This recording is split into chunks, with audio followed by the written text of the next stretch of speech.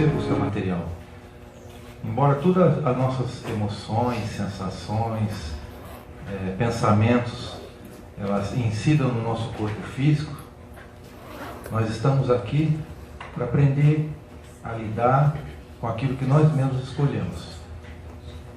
A palestra não é sobre reencarnação, mas tudo tem a ver com a nossa reencarnação, porque todos nós somos voluntários reencarnatórios aqui. Nós não somos irmãos que compulsoriamente foram levados a reencarnar.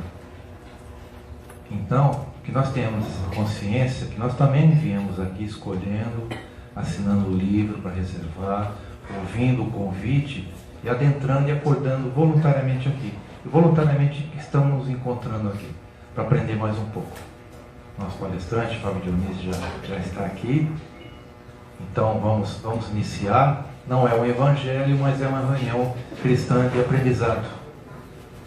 De mais um dia, mais um degrau na nossa vida espírita cristã.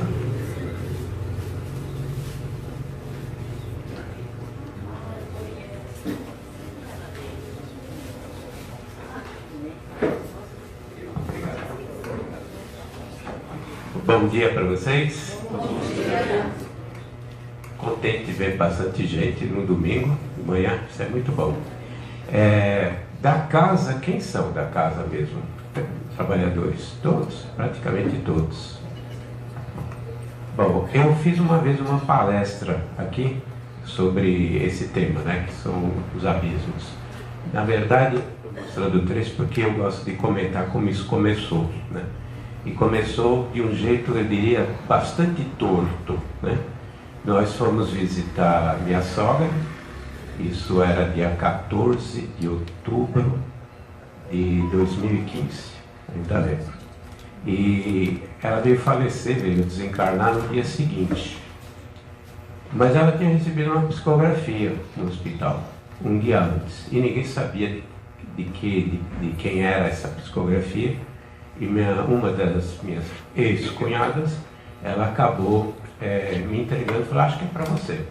E lá estava escrevendo, dizendo, estava escrito assim, que eu não me furtasse de escrever sobre os abismos, né?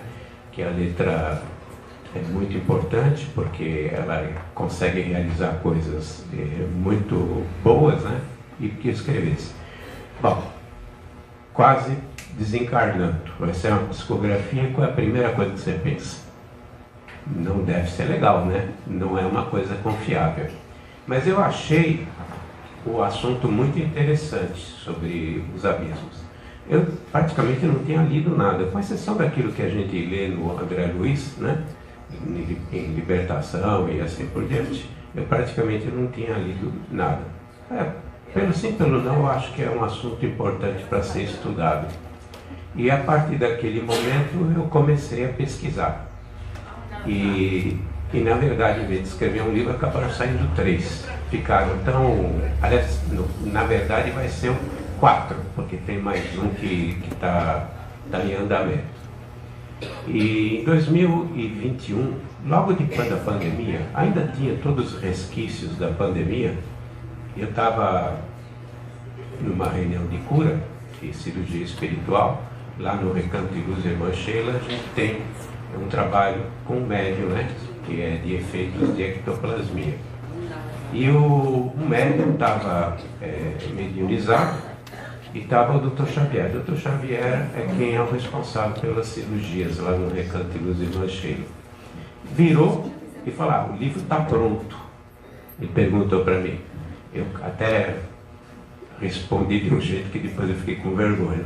Qual deles? Porque na verdade eu estava escrevendo 3 ao mesmo tempo, né?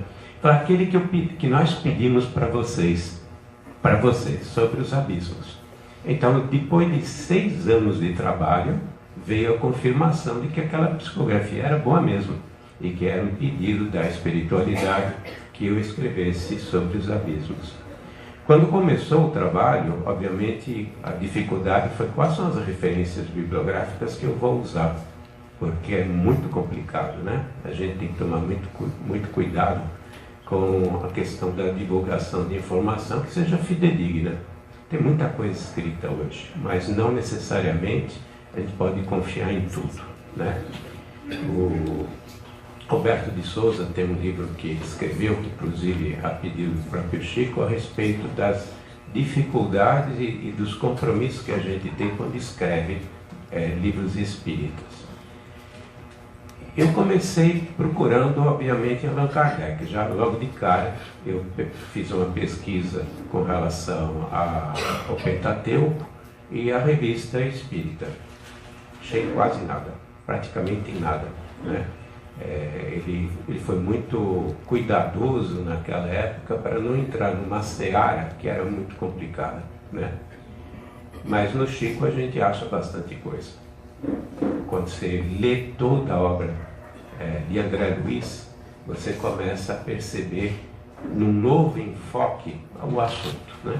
Eu já li várias vezes todos aqueles livros do André Luiz, a coleção do André Luiz, e toda vez que eu olho com algum enfoque, eu descubro coisas que eu não tinha percebido. E realmente tinha algumas coisas que confirmavam a existência desses mundos trevosos, né? Mas eu pesquisei o Antigo Testamento, depois também acabei indo para o Novo Testamento, e no último livro do Novo Testamento, que é o Apocalipse, já naquelas alturas eu consegui fazer bastante ligação entre esses mundos, né, e tudo aquilo que Jesus e sua falange passou para João no Apocalipse. Então começou pelo Antigo Testamento, na realidade, essa pesquisa. E obviamente que por estar passando pelo Apocalipse, pelo Antigo Testamento e assim por diante, acabou entrando esse assunto e surgiu livros, como por exemplo o Apocalipse de João, que é uma reflexão sob o ponto de vista espírita, sob o ponto de vista doutrinário, né? E daí, antes mesmo de sair o que está escondido nos grandes abismos, saiu o Apocalipse. E logo em seguida, graças ao testemunho de Leon Denis e ao testemunho de Chico Xavier, do venerando Francisco Canto Xavier, eu entrei pelo inferno de Dante Alighieri, né? Tanto Leon Denis, a própria Ivone Pereira e o próprio Chico, eles atestam que Dante realmente esteve lá. Ele não conseguiu isso, exatamente. O próprio Chico, num depoimento que foi registrado, ele já em vida, ainda em vida, um depoimento registrado pelo Ramiro Gama, ele fala realmente o Dante esteve naquelas regiões, que ele chamou de inferno, né? Na verdade, porque o Dante ele era católico, e embora não dos melhores católicos naquela época, né? Ele tinha muito problema com a igreja, ele realmente visitou essas regiões, tanto as regiões trevosas, que ficam debaixo da terra, né? Nosso ponto físico, como o umbral, que fica acima da terra. Ele chamou aquela região de inferno e o umbral ele chamou de purgatório. E depois ele esteve nas regiões celestes, quando ele encontrou Beatriz. Beatriz era a amada dele, né, que morreu. Ela desencarnou muito jovem e ele não conseguiu realmente casar com ela, porque ela foi dada em casamento naquela época sem arranjado. E o Chico ele fala, realmente esteve. E curiosamente, ele comenta uma coisa que ninguém nunca tinha imaginado. Quando ele foi para o inferno, o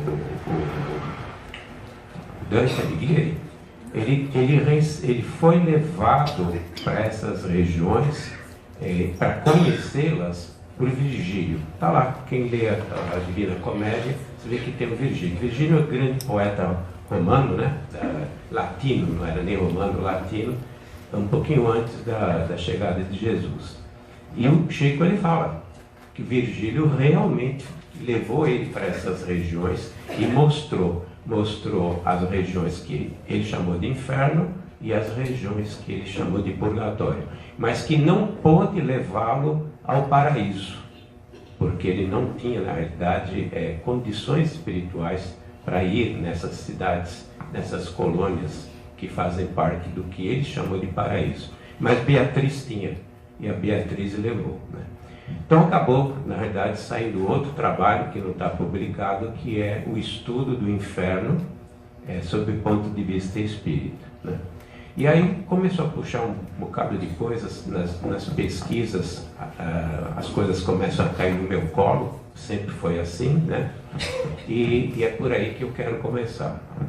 Com relação ao Antigo Testamento, o inferno, na verdade, ele já era, o inferno que a gente chama são os mundos trevosos. Ele chama de inferno, por isso que eu estou usando a palavra inferno. Que no Antigo Testamento está como Sheol. O Sheol começa a aparecer nos últimos livros do Antigo Testamento, atestando que havia vida, que existe vida debaixo da terra, acima da terra, no ar e debaixo dos oceanos. Isso aparece no Antigo Testamento 2, 3, 4 vezes. Que vida seria essa que foi relatada nesses livros do Antigo Testamento? Obviamente que é vida espiritual, né? Então, em cima da terra, tudo bem, poderiam ser encarnados. No ar, já tem que ser desencarnado. E debaixo da terra, desencarnado. Então, nos últimos livros, já começa a testar no próprio Antigo Testamento que existe vida espiritual debaixo da terra, né? E que, quando você fala do Apocalipse, quando a gente vai para o Apocalipse, novamente nós recebemos essa informação, que existe vida debaixo da terra e debaixo dos oceanos, nas profundezas dos oceanos, né?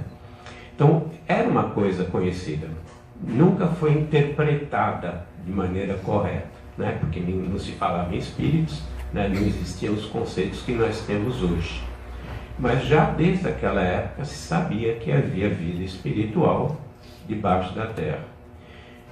Pegando os livros, 2 livros da Eugorina Cunha, que um deles inclusive teve uma coparticipação do Francisco Canto Xavier, e o Chico Xavier, ele atestou que realmente a Egorina fez uma viagem em desdobramento e conheceu o que ela chamou de esferas espirituais, né? Nós recebemos informação que o planeta Terra ele é dividido em esferas espirituais. O Chico falou a verdade, é dividido sim, é como se fosse uma grande cebola, e cada uma dessas partes internas da cebola podemos considerar como se fossem esferas espirituais, né? E ele falou assim, você dividiu em 12, na verdade elas são infinitas, porque depende da nossa graduação, nossa vibração, né? Nossa frequência vibratória, e a gente, como espíritos, acaba ficando em uma dessas esferas. Nessas 12 esferas, eu até quero colocar.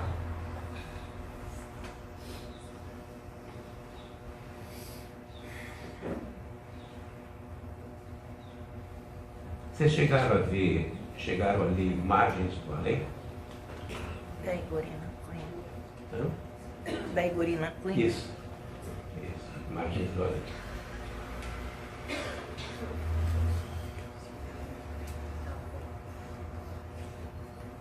Aqui, né?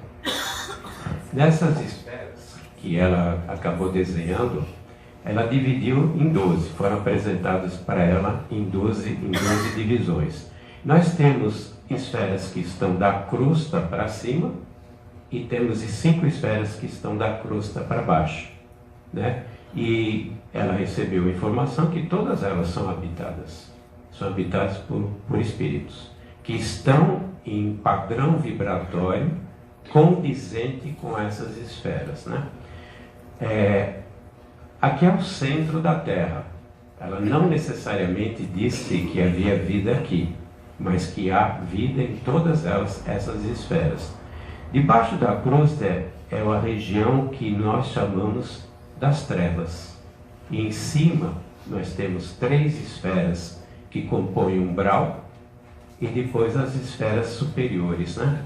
Então nós temos 5 esferas em que espíritos estão aqui dentro, vivem aqui dentro. E como é que eles se arranjam? De acordo com a frequência vibratória deles, né?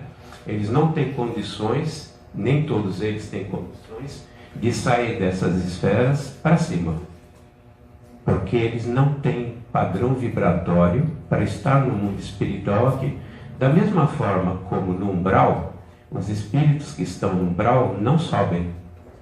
Nós sabemos disso. Somente quando eles mudam de padrão vibratório é que, por exemplo, eles são resgatados e são levados para as colônias espirituais. Perfeito? Da mesma forma, esse conjunto de espíritos, eles são tão endurecidos, tão pesados, vamos dizer assim, que quase que chegam a ser materiais, né? Obviamente que não são materiais, mas eles são feitos, eles acabam tendo um perispírito composto por elementos extremamente pesados. E eles não conseguem, nem todos eles conseguem subir para a crosta da Terra, né? Então, tem vida em todas as esferas. Então, aqui dentro, depois tem 3 umbrais. Tem um umbral grosso, que ela dividiu, depois tem um umbral médio e tem um umbral que fica a colônia espiritual do nosso lar, que eu costumo chamar de umbral light. Se tem o grosso, tem o médio, o outro deve ser o light, né? E tem os espíritos que ficam conosco aqui na crosta, que estão zanzando por aí, né? Não sobem, não descem, né? Estão perdidões por aí. E acima dos 3 umbrais nós temos uma esfera que é chamada das artes da cultura, que fica, por exemplo, a cidade de Alvorada Nova, a colônia espiritual de Alvorada Nova, que está num dos livros, inclusive no primeiro livro do André Luiz, no Nosso Lar. O Aniceto, ele fala para o André que ele estaria subindo para uma outra colônia e passaria uma semana lá. Ele não falou o que queria fazer lá, mas estaria numa colônia, e ele chamou de Alvorada Nova. Está lá no livro, né? Então, a Alvorada Nova, que fica aqui na altura de São Vicente, ficaria nessa esfera da cultura e das artes. É um nome comprido, muitas vezes ele é chamado de outra forma, arte em geral ou cultural em ciência, né? E acima dela tem o amor fraterno, que ficaria por aqui, e depois tem o da governança, né? Nós sabemos que todas essas esferas, como eu comentei, elas têm na realidade vida espiritual. Vamos pegar de cima para baixo. A da governança. O que fica na esfera da governança? Provavelmente os espíritos responsáveis pelas cidades, pelos países, pelas regiões aqui da Terra. Vamos imaginar, eu não acredito nisso, mas vamos imaginar que o Ismael, que é o nosso responsável, ficaria na governança. E o que significa uma esfera da governança? Como o próprio termo diz, governando espiritualmente esse planeta. São os líderes, Nessa parte aqui, que são do amor fraternal, ficam, por exemplo, aqueles espíritos como Asclépio, que está num dos livros de André Luiz, que são espíritos que já atingiram um grau de evolução que só reencarnam a cada 600 anos. São espíritos que vêm em missão, já não tem mais resgate, né?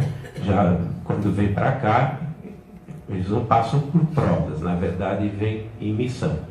E temos o das artes, onde fica a cidade de Alvorada Nova. Nós estamos ligados, pelo menos no Recanto de Luz Irmã Sheila, à cidade de Alvorada Nova. Lá fica o Hospital de Sheila, a casa de repouso, que nós chamamos carinhosamente de Hospital de Sheila. Em frente a essa casa tem um núcleo de desenvolvimento da medicina do além.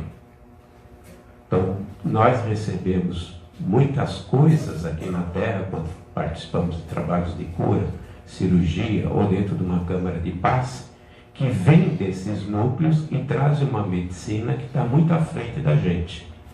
Nós sabemos, por exemplo, que a medicina nessa região que eu citei está 50 anos à frente da nossa medicina da Terra. E que a esfera do amor fraternal já detém uma medicina que está 200 anos à frente da medicina da Terra, né? E que isso vem de acordo com a autorização de Jesus e sua falange. Quando nós estamos preparados, a gente recebe alguma coisa, né, por inspiração, ou porque nós somos preparados antes da reencarnação e descobrimos, entre aspas, alguma coisa aqui na Terra. Eu comentei já várias vezes aqui que, por exemplo, eu já sei da existência do remédio para câncer desde 2007. Porque a gente não tem um remédio para curar o câncer. E nós precisamos, no nosso programa reencarnatório, do câncer. É a bola da vez. E quando terminar o problema câncer, vai surgir algum outro, que é necessário para a nossa evolução, né?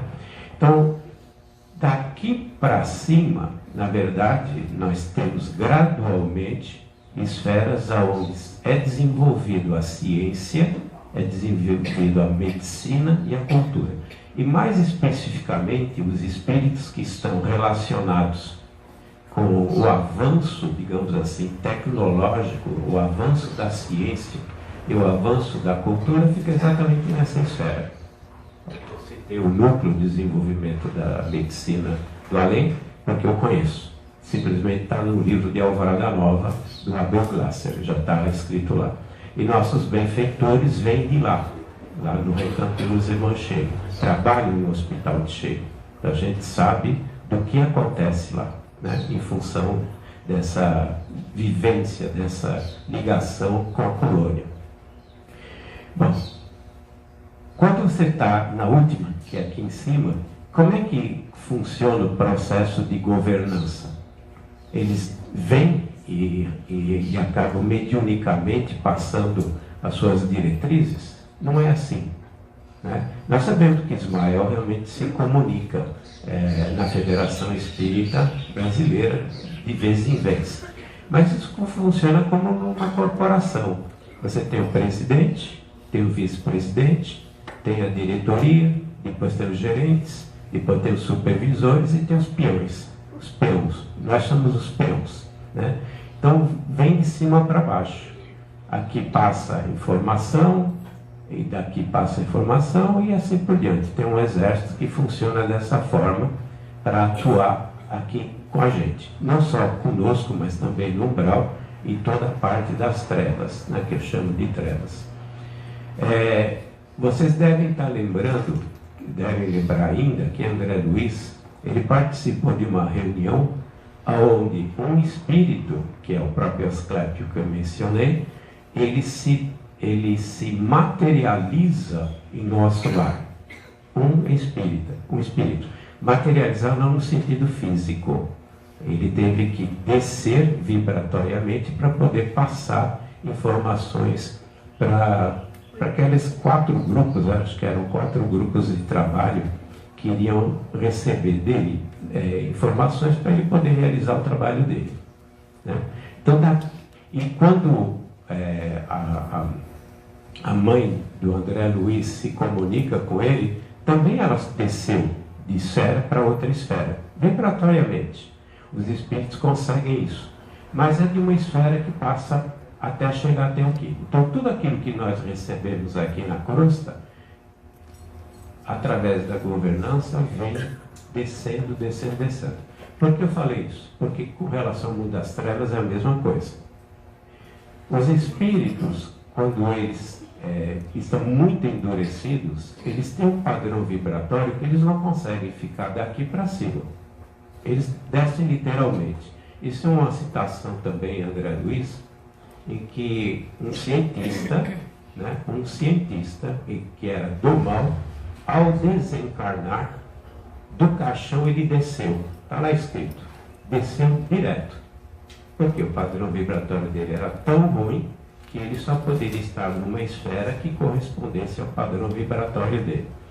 Para quem talvez tenha dúvidas a respeito do padrão vibratório, nós somos, na verdade, como se fossem campos eletromagnéticos. Nosso perispírito é um campo eletromagnético. E nós temos uma frequência de vibração, temos uma amplitude de vibração que depende do nosso desenvolvimento espiritual. Um espírito de muita luz, ele tem uma frequência vibratória de ondas ultra curtas, uma frequência extremamente grande, alta, né, e ondas extremamente curtas. E um espírito que é muito endurecido, a sua frequência desse campo vibratório que nós temos é extremamente de uma amplitude longa e uma frequência baixa. Isso separa a gente por comprimento de onda, separa por frequência e amplitude. Então, quando nós estamos na Terra, encarnados, a matéria atenua tudo isso. Na verdade, todos nós temos a mesma densidade, vamos imaginar, sob o ponto de vista físico. Quando a gente desencarna, a gente vai para aquelas regiões aonde nós temos a mesma frequência vibratória. Então o espírito de luz sobe. Ele pode descer, porque de cima você pode descer. Mas se você tem uma frequência média, baixa, você não sobe. Você vai ficar naquela região que corresponde ao padrão vibratório. Então a Terra é um campo desse jeito. Aqui são ondas extremamente longas, uma frequência extremamente baixa, e aqui são ondas extremamente curtas e de uma frequência elevadíssima. E ao desencarnar, você se situa exatamente aonde corresponde a sua frequência vibratória. Por isso a gente fala em vibração, né? Porque na verdade nós somos um campo eletromagnético. A nossa psicoesfera, ela mostra o padrão que ela tem. Então nós sabemos que o espírito evoluído, o espírito evoluído sabe se nós somos ou não somos evoluídos pelo nosso padrão vibratório. Então a gente vai acabar entrando na região que corresponde ao nosso padrão vibratório. Nós somos um campo eletromagnético. Tanto que quando, em 1935, um americano, George, descobriu isso, que nós tínhamos um campo eletromagnético, e foi por frequência, né? É um médico, inclusive, ele é o responsável por um ramo da medicina que chama-se medicina vibracional, né? Muito pouco conhecido, nunca ninguém deu muito crédito a isso, e na verdade é a medicina que é usada pelos espíritos conosco, né? Isso, como o mundo não é espírita, aí, principalmente a medicina, eles não sabem disso. Mas ele descobriu o quê? Que nós somos envolvidos por um campo eletromagnético. Em 1942, dois russos descobriram a mesma coisa. Eles começaram com as plantas, né? Que é o perisperma, né? Seria o perispírito das plantas. Eles descobriram que, na verdade, é um campo eletromagnético. E descobriram depois que o homem também tem um campo eletromagnético. Então, a matéria tem uma vibração extremamente baixa. Quando nós perdemos a matéria, nós refletimos o padrão vibratório que a gente tem. E a gente acaba indo para as regiões que correspondem ao nosso padrão. Podemos subir ou podemos descer. Quem desce é porque realmente o padrão dele não permite estar aqui. Então os espíritos que estão à nossa volta aqui, que fazem parte da população que está aqui na Terra, que visitam a gente, entram em casa, comem com a gente e assim por diante, eles têm um padrão que permite estar aqui. Mas não necessariamente eles conseguem subir. E inclusive a maioria deles nem tem ideia do que é o mundo espiritual, né? Eles conhecem isso aqui. Eles ficam por aqui, ficam em casa, querem ficar em casa e não tem nenhuma noção. Quando o André Luiz, que conta no nosso lar, né? O André, ele conta que quando ele realmente caiu a ficha dele e veio o remorso, né? Veio o remorso, que estava, e ele percebeu o Clarice ao lado dele, né? E ele perguntou, mas por que você nunca veio? Por que você não veio antes para me resgatar? Ele falou, você não tinha condições de me enxergar, mas eu estive aqui sempre. A pedido da sua mãe, eu sempre vinha para ver como você estava. E agora você está num padrão que permite me ver.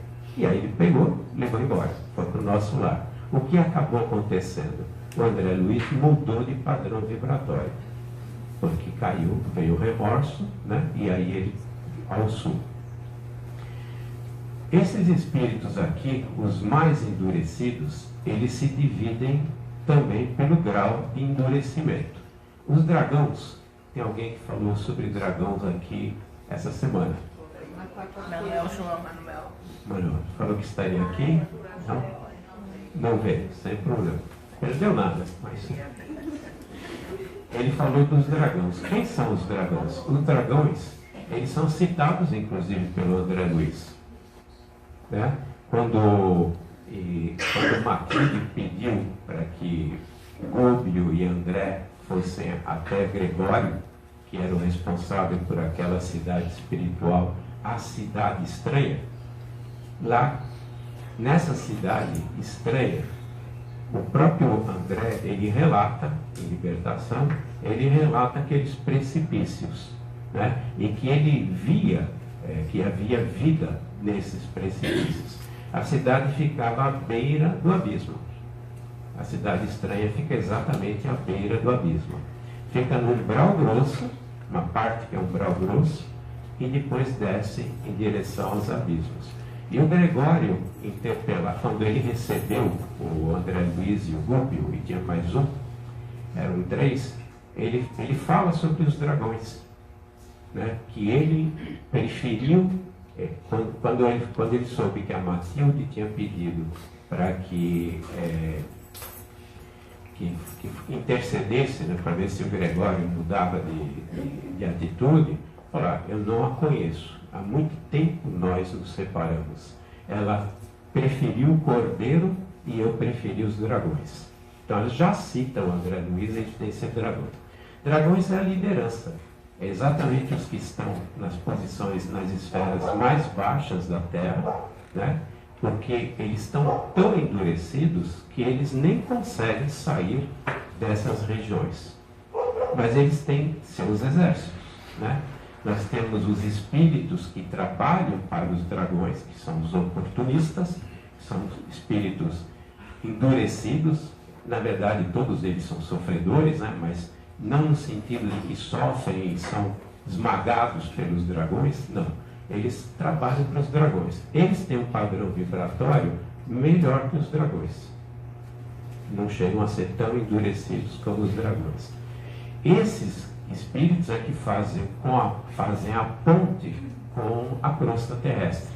Então, quando nós somos atrapalhados, quando nós somos atacados espiritualmente por essas legiões, principalmente quem trabalha para o bem, né?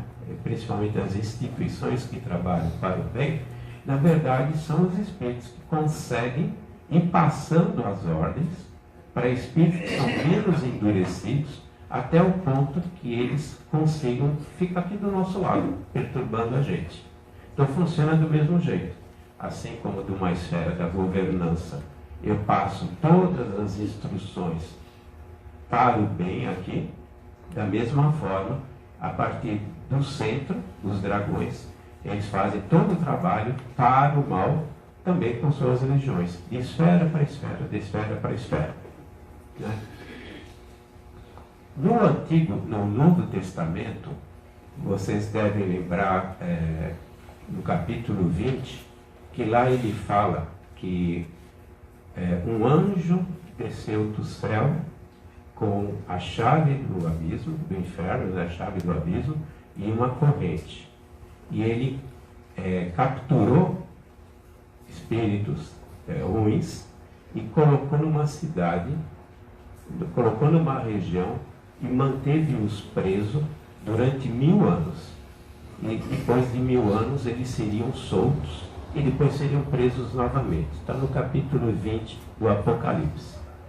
O Miramês, no livro Francisco de Assis, ele faz a leitura dessa passagem do Apocalipse. E nós sabemos que realmente, para que Jesus viesse e encarnasse aqui na Terra, a esfera espiritual, o mundo espiritual teve que receber uma limpeza. Eles eram tão endurecidos que teriam atrapalhado o trabalho de Jesus. Então, 2 bilhões, aproximadamente 2 bilhões de espíritos, eles foram aprisionados numa região que, por sinal, chama-se a Cruzada, né? Está lá no livro de Miramês, e que durante 1000 anos eles ficaram aprisionados e depois seriam soltos aos poucos, né? Quem eram esses espíritos? Espíritos extremamente endurecidos. E como Jesus tinha a missão de trazer a boa nova para nós, para quem não tivesse tanta dificuldade, esses espíritos ficaram realmente aprisionados numa região que chamou-se a Cruzada. E essa esfera, essa cidade era constituída de 4 reinos. É constituída de 4 reinos. E tinham 4 líderes. E tinha o seu assistente. E cada um desses líderes tinha mais ou menos 500 milhões de espíritos que faziam parte desse reino. E é uma cruz. A cidade tem o formato de uma cruz. Está no livro de Miramês, lá de São Francisco de Assis. Alguém tem algum problema com relação a Miramês? Porque tem gente que não acha que Miramês é confiável, né? Para você ter uma ideia, tem muito espírito que a gente venera que recebe orientação de Miramês. Sabe? Quem se comunica com Miramês e conversa é Imoshei e recebe orientação do Miramês. Então é um espírito de grande nível. Eu pergunto porque hoje nós temos uma situação estranha no mundo espírita, né? Tem centros espíritas que não aceitam mais André Luiz, Chico. Tem centros que questionam a obra de Chico, né? Eu mesmo, uma vez fazendo uma palestra, me pediram para que eu não citasse Emmanuel. Só por uma questão de respeito ao público, eu fiz a palestra, porque minha vontade era sair e ir embora. A publicação desse livro que eu mostrei antes, que é Influenciação, eu gosto de comentar.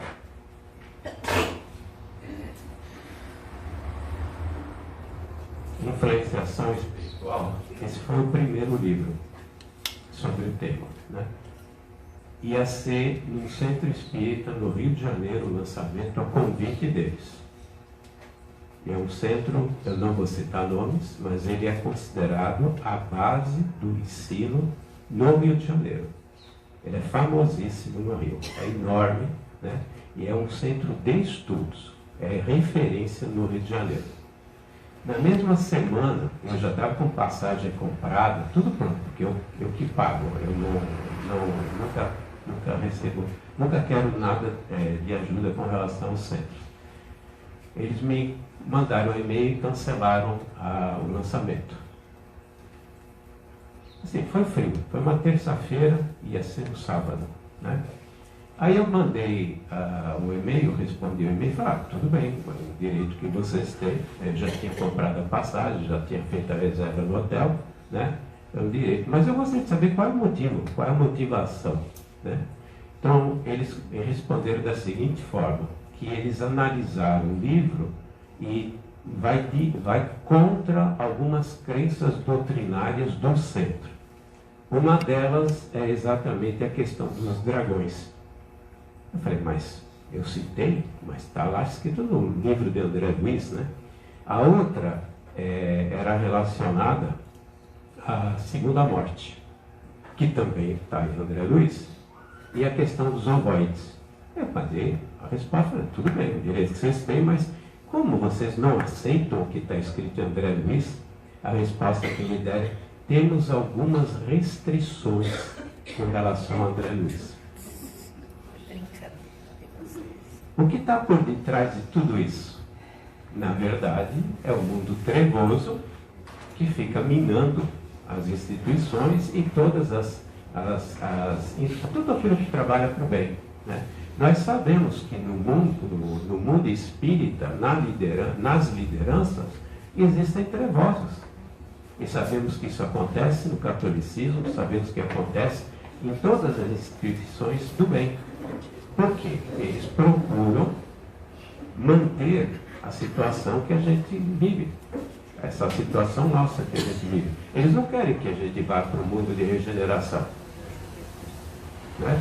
Então, dos mundos inferiores, aquela região debaixo da crosta, que eu chamo as trevas e seus abismos, eles tentam fazer trabalho contrário ao da governança com relação a gente. Eles ficam trabalhando aqui em cima para que a gente evolua e o planeta vá para o mundo de regeneração, e eles ficam trabalhando de baixo para cima, tentando evitar que essa transformação aconteça. Né? Outra coisa, eles reencarnam. Eles conseguem, eles têm tecnologia para reencarnar espíritos. E nós sabemos disso. Sabemos disso. Isso eu já sabia por causa dos mentores, né? Mas quando você pega o livro, sempre esqueço o livro do Vanderlei Oliveira, é da Irmãs do Fogo. Nunca lembro, eu guardei o nome na minha escrivaninha para ver se eu gravo. Está perto do computador. São meses. E eu não consigo lembrar. A Irmã Sedufo, ela comenta num dos livros psicografados que existem 4 bilhões de espíritos que fazem o mal pelo mal. Então nós somos aproximadamente 30 bilhões de espíritos e 4 bilhões de espíritos eles fazem o mal porque gostam de fazer o mal e acreditam nisso. Depois tem 16 bilhões que são sofredores, dos quais nós fazemos parte, né? E tem mais ou menos 4 bilhões, que são 4 a 8 bilhões que são espíritos já melhorados. Onde eles se encontram, esses espíritos melhorados? Nessas esferas superiores, e tem aqueles que estão em missão aqui na Terra. Desses 4 bilhões de espíritos que fazem o mal pelo mal, existe 1 bilhão que está encarnado. Então, nós somos 8 bilhões de espíritos. Para cada 8, tem uma pessoa. Para cada 8 pessoas, tem uma pessoa que faz o mal pelo mal. Vocês têm dúvidas com relação a isso? É só olhar para o lado para saber disso. Aqui nós somos em quanto hoje? Hã? Mas eu vou pegar 80 para ficar fácil. Né? 80, então tem 10 aqui.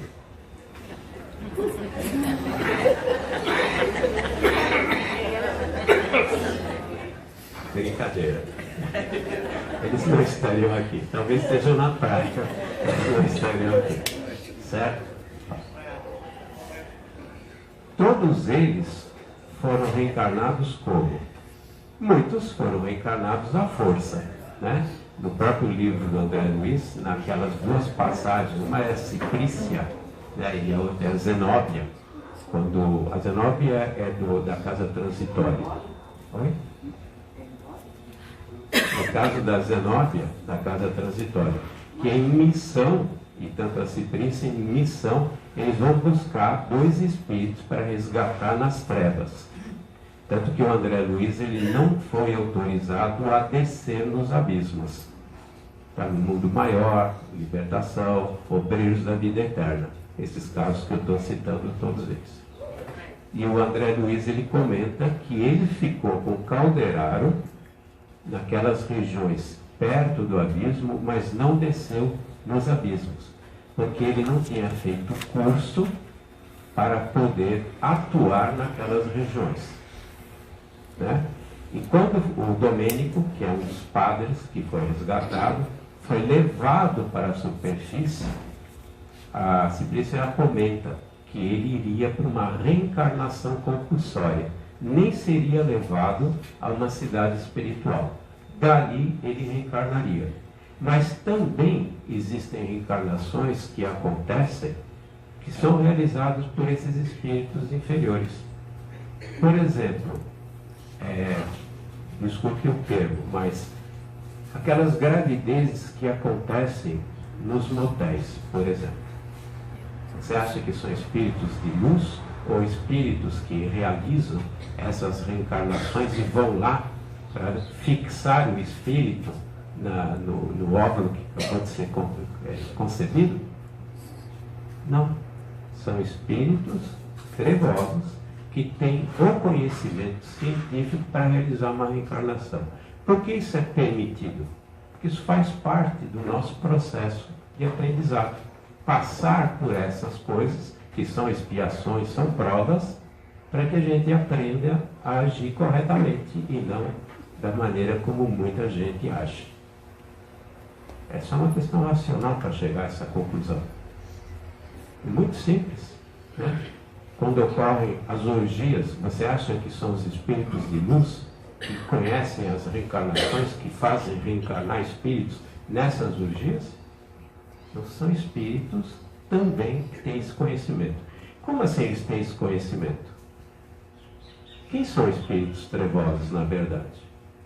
Somos nós, desencarnados, que fazemos o mal pelo mal. Não tem cientistas? O que aconteceu com todos esses cientistas? Não digo todos, mas muitos dos cientistas que trabalharam na concepção da bomba atômica.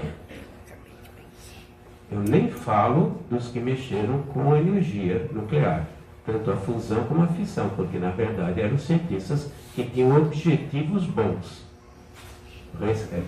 Pegar essa energia que está no átomo para que isso fosse a nossa fonte energética. E isso vai acontecer, principalmente na fissão nuclear. Ainda nós não dominamos, mas vai acontecer. Só que teve um grupo, aliado, por exemplo, aos nazistas, que acabaram trabalhando na concepção da bomba do hidrogênio e da bomba nuclear que nós conhecemos, as duas que foram lançadas em Hiroshima e Nagasaki. Que espíritos são esses? São espíritos cientistas, eram cientistas, extremamente inteligentes. Talvez se somar 5 de nós, não dá a inteligência deles. Pegar os mais 5 inteligentes aqui, não dá a inteligência deles. E eles trabalharam para o mal. Onde é que eles vão quando desencarnam? O umbral ou as trevas. Depende do padrão deles. Eles continuam sendo inteligentes. Não deixam de ser inteligentes. Então nós temos médicos, nós temos cientistas, físicos, que trabalham nessas regiões. Por isso que nós temos, lidamos, por exemplo, com a questão dos chips.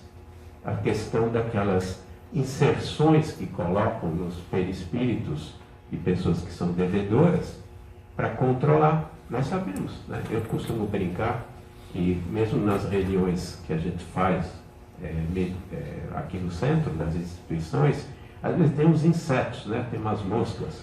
Para mim são drones trevosos que vem ver o que a gente está fazendo. Pegando informação. Certo? Para mim são drones. Eles têm essa capacidade. A gente pensa, por exemplo, nas descrições dos ataques de obsessores. Por exemplo, aquelas ligações todas com os fios no cérebro dos obsidiados, que são citados por André Luiz. Que tecnologia é essa? Ligar fios. Na realidade, existe no mundo espiritual, nas trevas, pessoas que têm a capacidade de produzir, de fazer coisas. Né? Quando vocês pegam os livros do Passério, principalmente do Inácio Ferreira, e ele comenta a respeito das incursões que eles realizam nos mundos das trevas. Principalmente tem um personagem que é muito citado, que era o da Inquisição, o Torquemada. Já leram livros do Carlos Bacelli?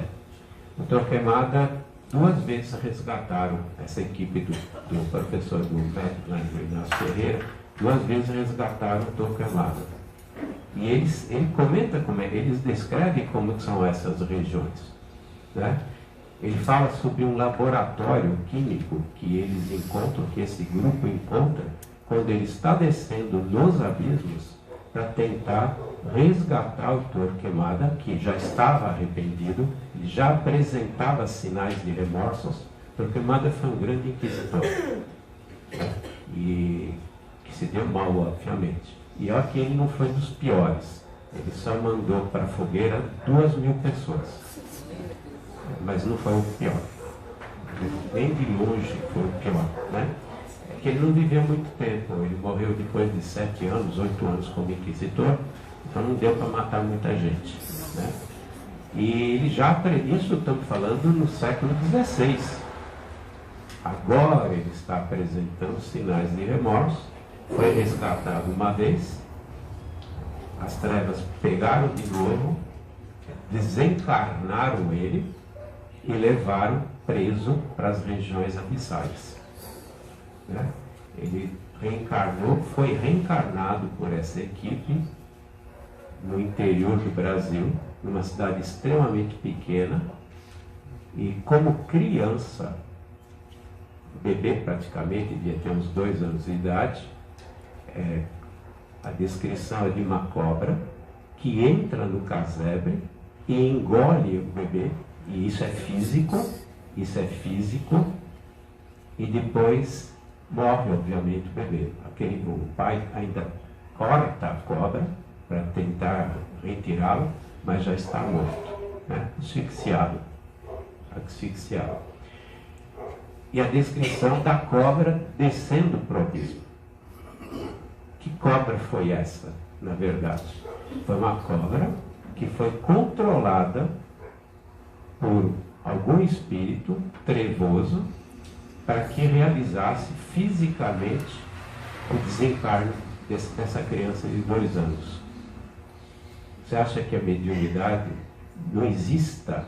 Claro que não existe mediunidade como nós entendemos para os animais, mas eu posso atiçar, eu posso fazer com que um animal tenha um determinado comportamento. Não é mediúnico, ele vai falar, ele vê, mas ele não vai falar nada, né? Quantas vezes, por exemplo, você percebe que tem alguma coisa errada com o teu pet? É como se alguma coisa estivesse atiçando ele. Ele fica fora de controle. Os gatos, eles veem muito os espíritos. E eles ficam ariscos, né? Você acha que não poderiam fazer uma coisa dessas com aquela cobra? Pode fazer sim, né? E aí eles vão de novo em missão e ele está preso lá no fundo. Nessa missão é que ele encontra esse laboratório. Laboratório mesmo, com experiências químicas, tem a bancada, tem os Erlenmeyers. É descrito dessa forma. Porque eles não têm essa capacidade? Claro que tem, são cientistas. E como é que é o mundo espiritual, na verdade? Como é que é a questão da matéria no mundo espiritual, né? Só preciso tomar cuidado com horários, né? Eu vou ficar com fome. Ah? Então, tá bom.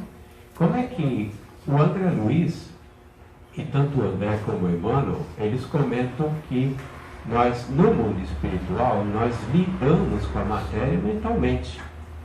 O fluido cósmico universal, que depois constitui a matéria no mundo espiritual, é feito por elementos químicos. E ela é extremamente maleável ao nosso pensamento. As fábricas que são citadas no nosso lar, tem alguém fundindo metal para fazer os aérobas? Como é que é feito? Como é que é realizado isso? Mentalmente. A composição mental são espíritos que têm a capacidade de moldar a matéria. Ah, mas isso é fantasioso. Não é, não. Nós também temos. Só que nós não conseguimos lidar com essa matéria que é extremamente bruta. Já ouviram falar das formas de pensamento, não viram? O que são as formas de pensamento? Mentalmente, de forma não consciente, muitas vezes até consciente, mas mentalmente, de forma não consciente, nós conseguimos agregar essa matéria do mundo espiritual e damos formas a ela.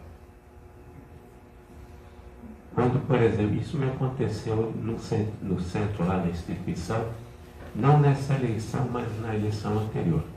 Entrou um candidato numa reunião pública, nossa, que era de cura, e ele veio com o pessoal dele para entregar santinho. E eu barrei na porta. Falei, não, aqui dentro você é muito bem-vindo, mas não vai fazer nenhum tipo de candidatura, né? Divulgação. Eu recebi uma facada dele aqui. E não foi física. O ódio dele, a raiva dele foi tão grande que ele imaginou estar me dando uma facada. Tanto que levou um tempão para a espiritualidade conseguir aliviar essa dor aqui. A Cris, minha esposa, ela trabalha mediunicamente também nas reuniões de obsessão. Lembra quando enfiaram uma espada na tua perna? Ficou uma semana com dor.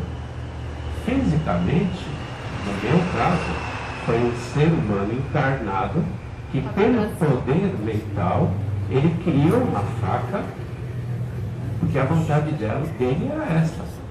Né? Quando você pega, não a literatura espírita, mas mais a espiritualista, que é lá que a gente estuda essa questão das formas de pensamento, você tem capacidade de criar coisas no mundo espiritual. Né? Assim como boas coisas, más coisas. Num dos livros do André, ele conta que tem uma região, foi uma passagem, ele conta que tem uma região em que muitos anos atrás teve uma batalha, como se fosse Segunda Guerra Mundial, uma batalha, e que ainda hoje, ou seja, década de 60, 70, né, quando foi escrito o livro, que se podiam ver os exércitos lutando. Mas não eram espíritos, não eram espíritos que estavam lá continuando a batalha. Eram formas, pensamentos que conseguiram perdurar por décadas. Então tem coisas que a formação é tão grande, nosso poder mental é tão grande, que acabam ficando essas formas de pensamento por muito tempo. E o que é a forma de pensamento? É a matéria do mundo espiritual que recebeu um determinado formato. Eu criei uma espada, criei uma faca, criei coisas desse tipo.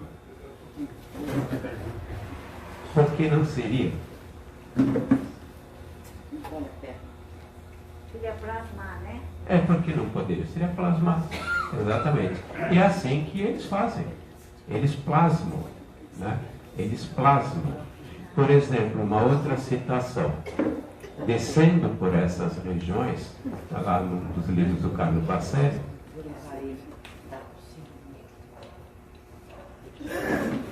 Não, sem problema. Sem problema.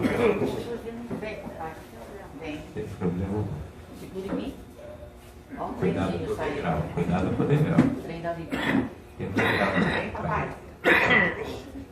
Isso.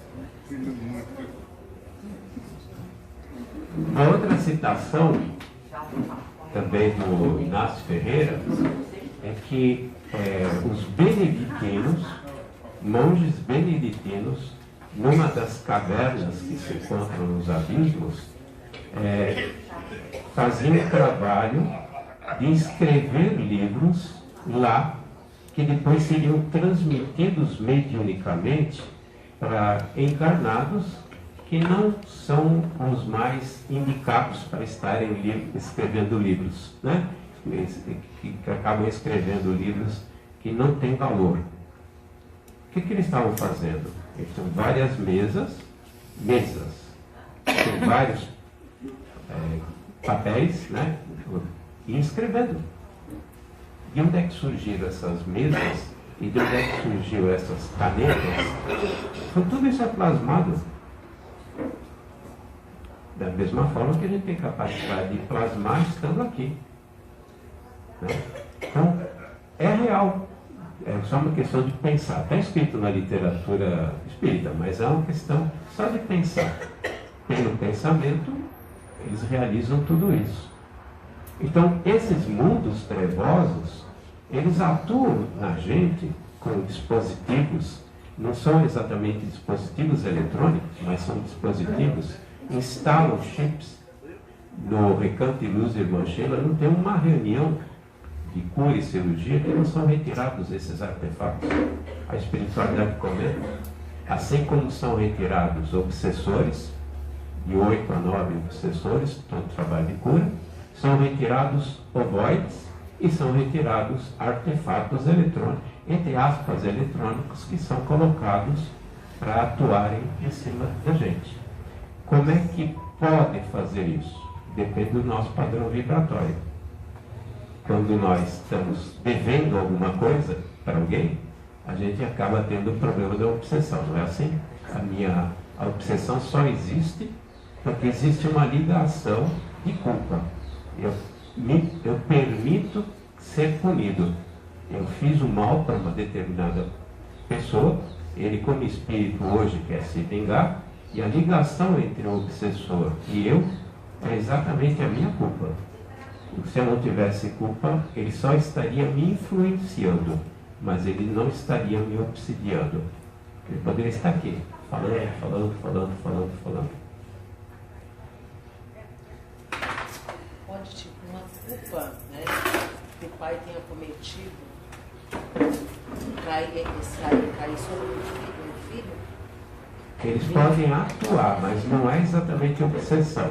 Tem duas atuação dos espíritos, não esses espíritos. Até quem faz essa divisão muito bem feita é o Karvashuta. Né? O Karvashuta, ele diz que a obsessão é uma questão de dívida. Ou seja, eu devo para alguém, esse alguém está se vingando e eu estou permitindo essa ligação. E a minha culpa permite essa ligação. Por isso que enquanto não houver perdão do obsessor, ou enquanto eu não mudar meu padrão vibratório, a obsessão permanece. Né? A gente sabe que na obsessão tem o perdão do obsessor, que é muito complicado, né? Quando ele trabalha com obsessão, nos trabalhos de obsessão, a gente tem que usar técnicas, mostrar, por exemplo, a gente não vai conseguir perdão de um espírito, a gente não consegue nem a gente perdoar, certo? A gente desculpa, né? Mas a gente não consegue perdoar. A gente releva, fica mágoa, desgraçada, coisa e tal, mas mágoa, desgraçada, mas a gente releva. O que é a mágoa? A mágoa é minha impossibilidade de eu me vingar, certo? Então fica cadistal, né, a mágoa. Um obsessor que foi prejudicado, e todos eles foram extremamente prejudicados, imagina botar na cabeça dele para ele perdoar. É muito difícil. Então qual é a técnica? Você mostra para ele que ele fez muito pior. Ocorre um processo típico de regressão que a espiritualidade realiza, mostrando por que ele passou por aquele problema. E normalmente ele fez mais do que o cara fez para ele, né? A gente sempre comenta isso para os espíritos. Olha, você pagou sem juros, porque você deve ter feito mais. Aí bota a famosa tela na frente dele, a gente fala de espiritualidade, coloca a tela para ele ver algo que está nele mesmo, na verdade, porque está dentro da memória dele tudo o que aconteceu, e ele vê na tela, é uma forma, digamos assim, de visualização. Aí ele vê que foi muito pior, às vezes ele é encardido mesmo, não muda de opinião, aí tem que ser retirado, vai para uma cela, vai para algum lugar, né? Às vezes ele é um sério candidato para ir para outro planeta, mundo primitivo, né? Ou ele é, no momento em que o obsidiado não mais tem que passar por aquele problema, ele é simplesmente tirado. E pode ir para outra região, pode ir para outro lugar, mas ele não vai mais obsidiar. E tem aquele que influencia. segundo Karl Barth. Então, por exemplo, você está querendo vir para o centro, vai dar passe, qualquer atividade, e começa em casa aquele negócio, né? Puxa, mas hoje está chovendo, tem tanto passista lá, né? Não precisa, isso aí eu só estou dando passe não é nada, né? Nem médio eu sou, não é assim conversa? Né? Nem médio eu sou, estou dando passe, nem sei se eu estou dando passe, né? Então não acontece desse jeito, ou médio mesmo. Hoje, puxa vida, logo hoje tem o último capítulo da série coreana.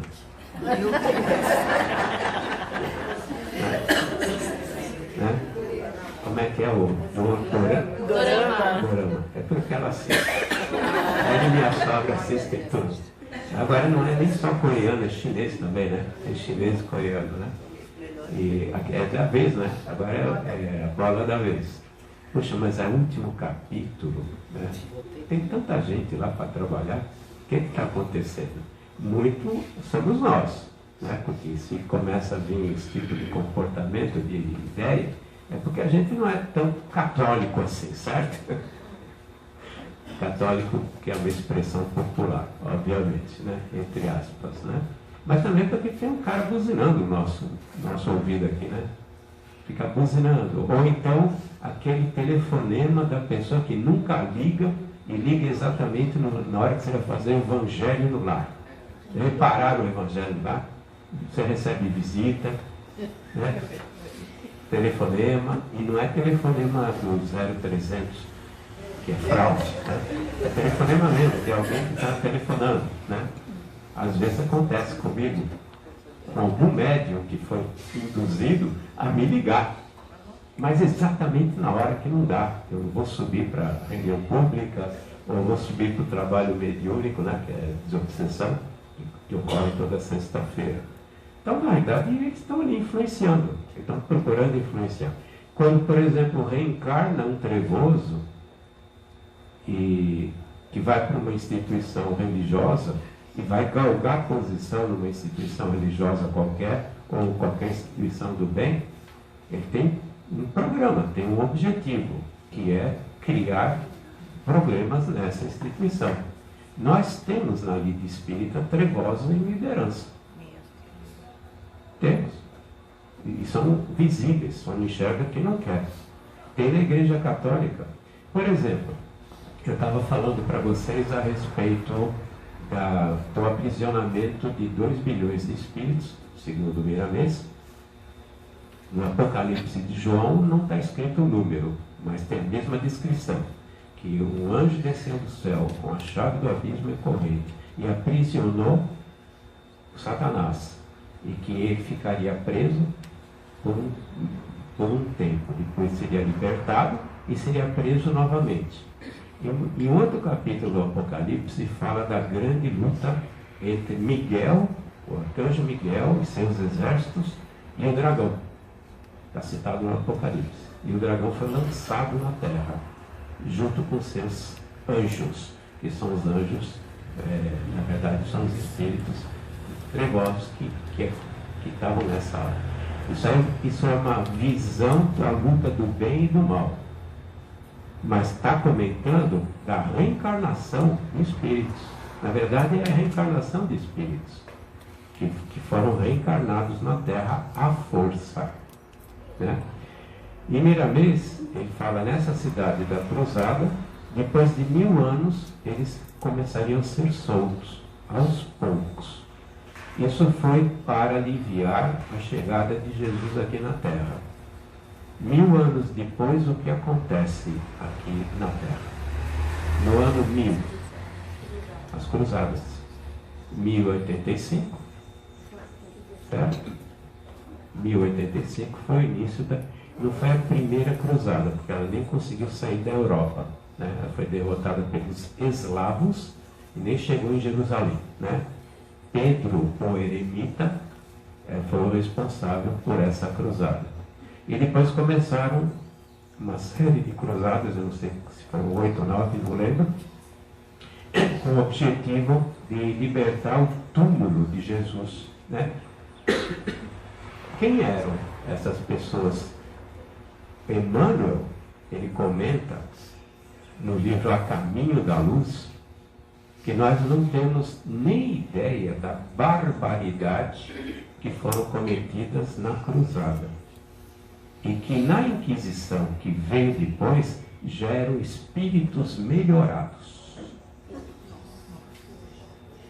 Eu não consigo assistir um filme sobre Inquisição. Eu não consigo, eu passo muito mal.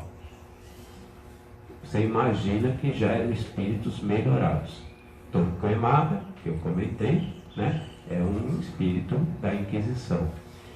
Um santo da Igreja Católica, dominicano, responsável por toda a ordem dominicana, é um dragão, citado pelo Carlos Bacelli, citado pelo Inácio Ferreira da Silva. Doutor Inácio Ferreira, não da Silva. Doutor Inácio Ferreira. Então imagina a cruzada. E o próprio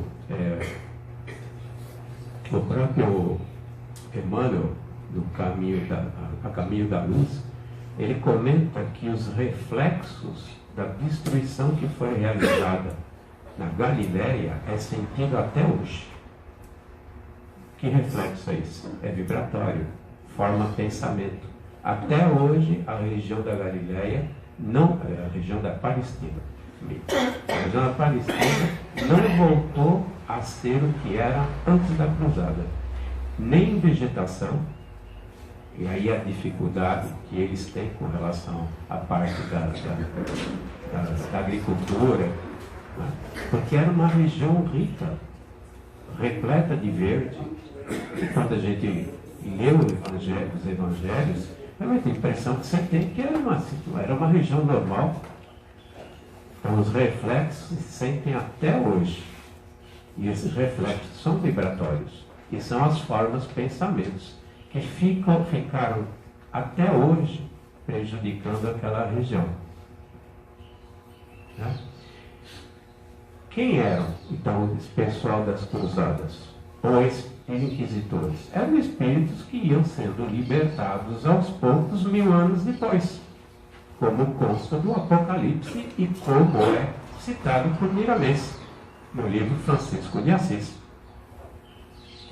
No livro Maria de Nazaré, também o Miramês, ele comenta desse expurgo que foi feito antes da chegada de Jesus, e que várias falanges de espíritos prepararam já a chegada de Maria, antes de Jesus, e a chegada de José. Mas ele cita a questão de Maria. São falanges que trabalharam, por exemplo, para que houvesse uma paz naquela época. Nunca houve tanta paz no Império Romano como nessa época do Otaviano, né? Que na verdade o primeiro imperador foi realmente o Otaviano, depois do segundo triunvirato, que depois de todas as guerras que foram feitas entre ele, Marco Antônio e Pompeu, entrou num período de paz que durou décadas, 40 anos de paz. Tudo sossegou para que se chegasse a uma posição de poder vir Jesus e não ter tanta interferência. E ele teve, né? Você imagina se tivesse tido os trevosos. Né? E uma das falanges, inclusive, trabalhou para apaziguar a Babilônia, os partos, que era outra tragédia que vinha da Ásia, e que por isso que os romanos o tempo todo estavam em luta naquela região, que eles sempre tentavam conquistar os territórios romanos. Então aquela região foi apaziguada, né? Já na chegada de Maria e consequentemente nesse trabalho. Só o decesso de Jesus até a Terra deve ter levado 1000 anos. Por quê? Porque ele teve que descer vibratoriamente para poder encarnar aqui na Terra. Encarnar, não é reencarnar. Encarnar aqui na Terra. E ele passou por vários mundos, podem ser espirituais ou planetas, para poder fazer essa descida. Como Maria. Maria também teve. Maria não era um espírito do mesmo naipe de Jesus, mas era um espírito de muita luz. E ela teve também fazer um trabalho de descida vibratoriamente para chegar aqui. O que foi esse trabalho de vibração? É o espírito que passa a vibrar menos e ele se reveste de um perispírito cada vez mais grosseiro, de acordo com o padrão vibratório dele, até o ponto em que ele pode chegar e reencarnar na Terra, porque o perispírito dele permite isso. Os trevosos, por sua vez, por que eles não podem subir?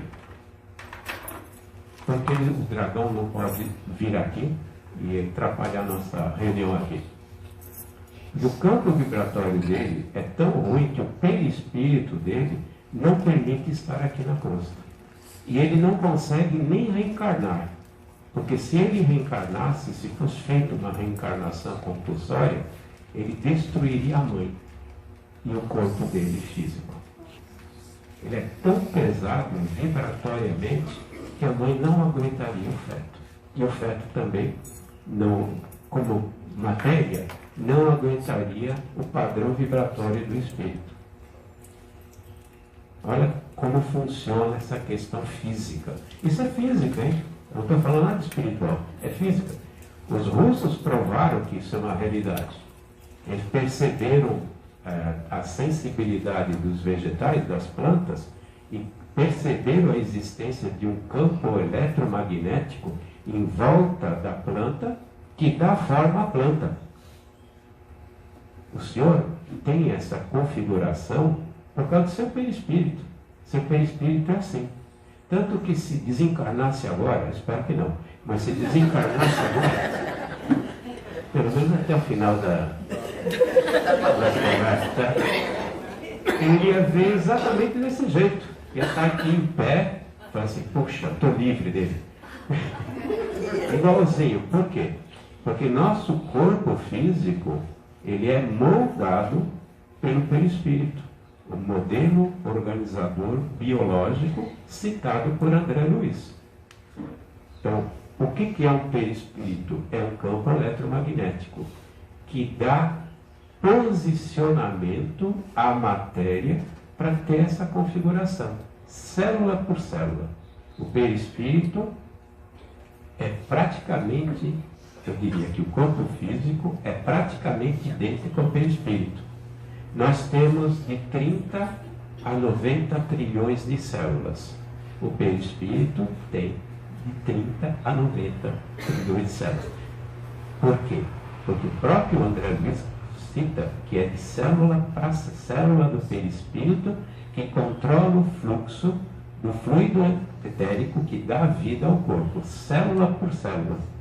E que as únicas duas diferenças entre teu perispírito e o Senhor está na região genésica e estomacal.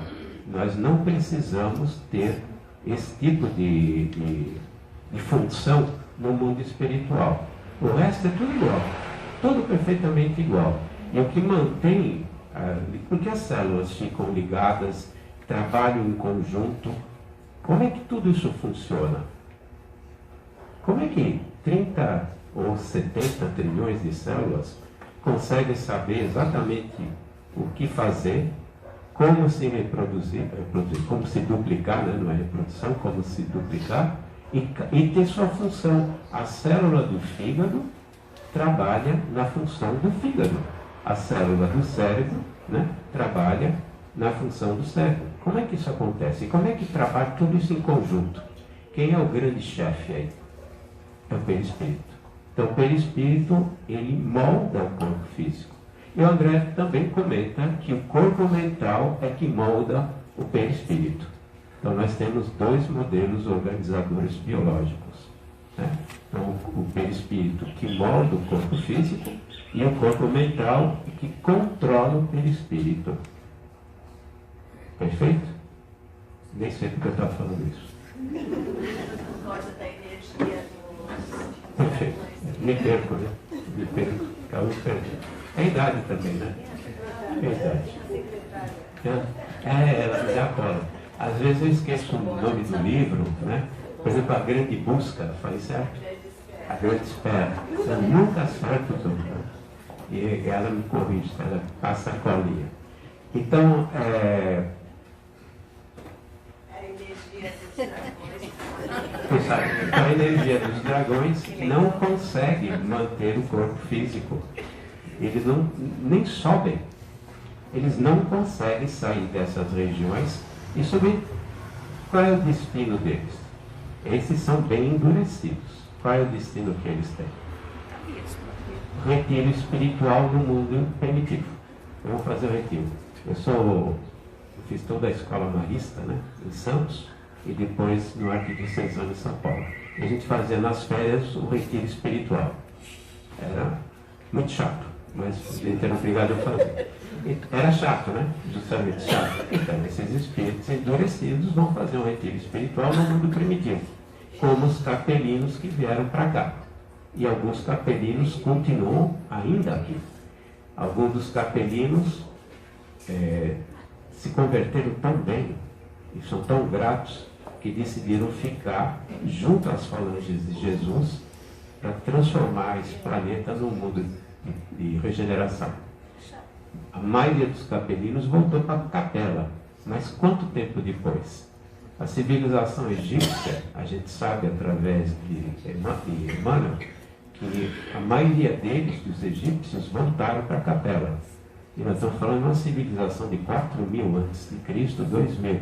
Mas eles chegaram aqui 10.000 anos antes, 15.000 anos antes. Então, olha quanto tempo é esse retiro espiritual. Né? E eles foram os primeiros a voltarem. Consta no livro do Emmanuel, né? A Caminho da Luz.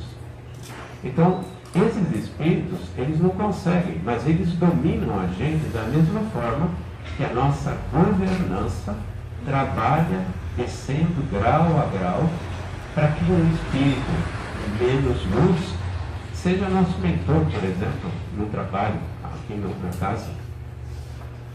O nosso anjo da guarda. Quem é o anjo da guarda?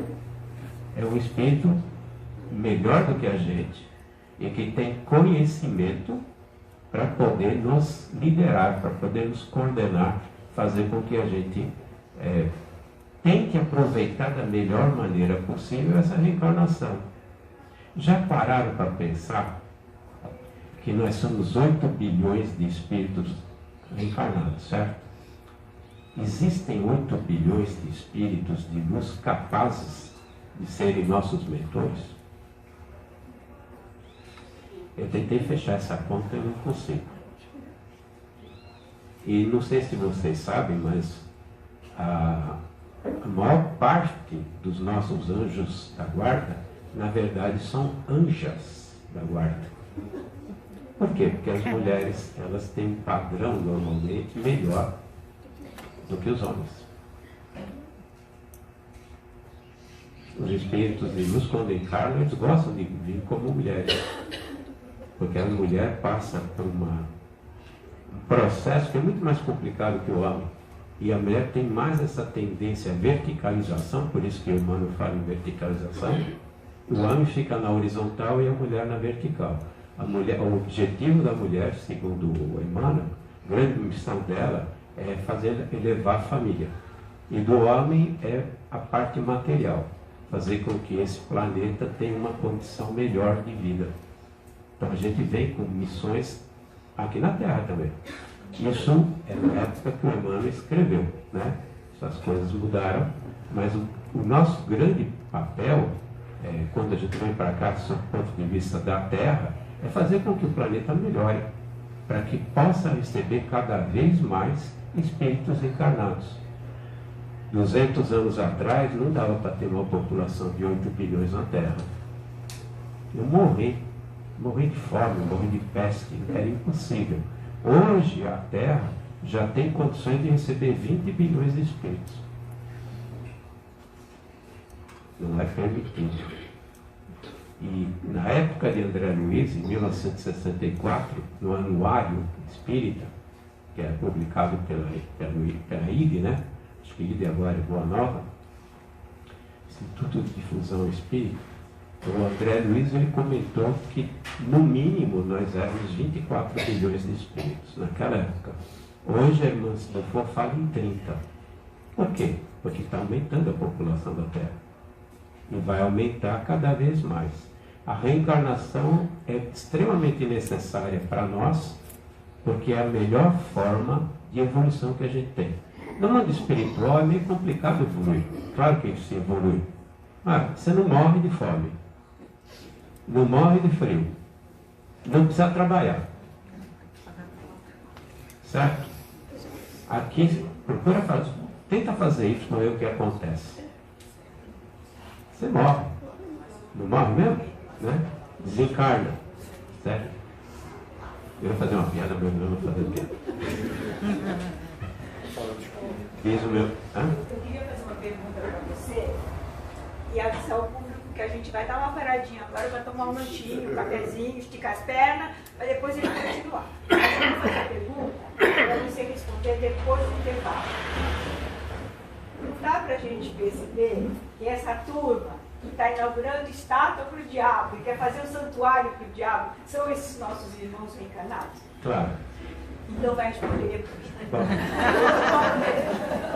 Me lembra uma Ó, coisa. tem os livros dele aqui, quem quiser aproveitar que essa opção para explicar.